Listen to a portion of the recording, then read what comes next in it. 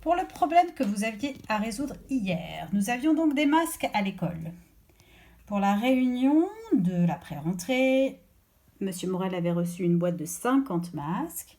Chaque adulte en a pris un. Attention, il y avait 20 adultes. Combien de masques reste-t-il dans la boîte? Alors, Lison, tu vas prendre le feutre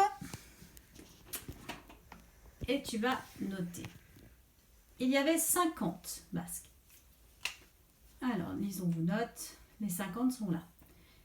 Chaque adulte, ils étaient 20, ont pris un masque. Et on voudrait savoir combien il restait de masques dans la boîte. Quelle opération tu dois faire s'il y a des objets et qu'on les prend? Plus ou moins, Lison? Moins. Très bien. Ces masques ne seront plus dans la boîte. Donc, on doit faire moins.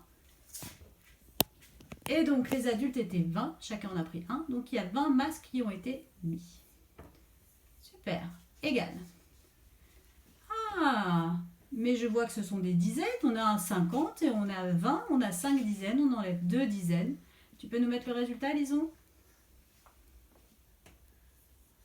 Il reste combien de masques dans la boîte? 30. Super. Je reprends la suite. Il reste donc 30 masques. Pour la réunion de l'après-midi, chaque adulte doit à nouveau prendre un masque. Est-ce qu'il y en a assez pour les 20 personnes? Puisque Lison en avait trouvé 30, est-ce que c'est suffisant, Lison? Oui. Eh oui, c'est suffisant. Mais alors, combien va-t-il en rester à la fin de la journée?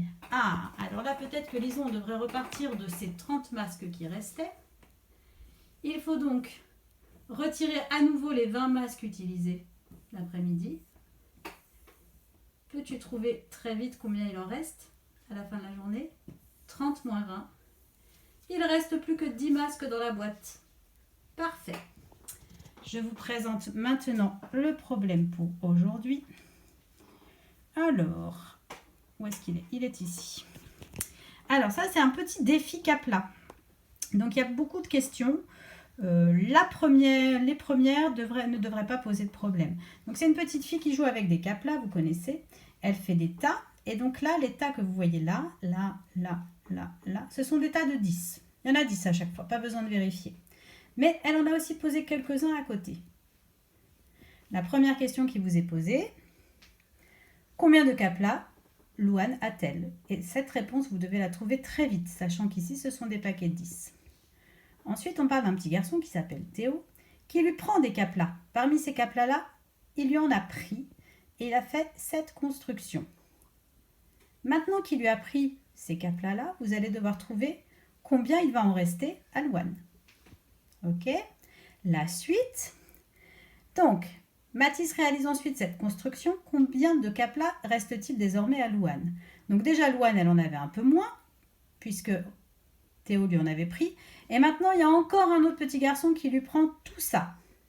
Ça va être à vous de trouver ce qu'il reste maintenant à Louane. Enfin, la dernière question qui est un peu plus difficile, que vous pouvez essayer de faire quand même, c'est on reprend la photo numéro 1, on repart au début. Et et Louane voudrait avoir 100 Capla pour sa construction.